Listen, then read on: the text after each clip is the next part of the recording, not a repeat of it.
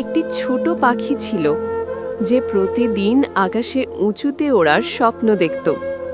কিন্তু একদিন ঝড়ে পড়ে গিয়ে তার এক দানা আহত হলো। সে উড়তে পারল না আর। সবাই বলল, এবার তোর উড়ার স্বপ্ন শেষ।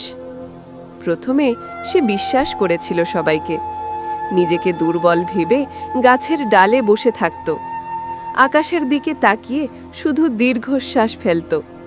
কিন্তু একদিন এক বুড়ো পাখি এসে বলল, ডানা ভাঙা মানেই উড়তে না পারা নয়, তুই আবার চেষ্টা কর, যতটুকু পারিস, প্রতিদিন একটু একটু করে। ছোট পাখিটি শুনল সেই কথা। প্রথমে ব্যর্থ হলো, মাটিতে পড়ে গেল, তবুও থামল না। প্রতিদিন অল্প করে ডানা নাড়াতে থাকলো। আর একদিন, ঠিক যেদিন সে বিশ্বাস করেছিল যে আর পারবে না, সেদিনই সে আকাশ ছুঁয়ে দিল।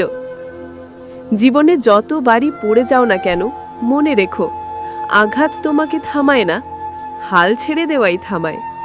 আর এমন অনুপ্রেরণামূলক গল্প পেতে চাইলে ভিগু আমার চ্যানেলটা অবশ্যই সাবস্ক্রাইব করে রেখো।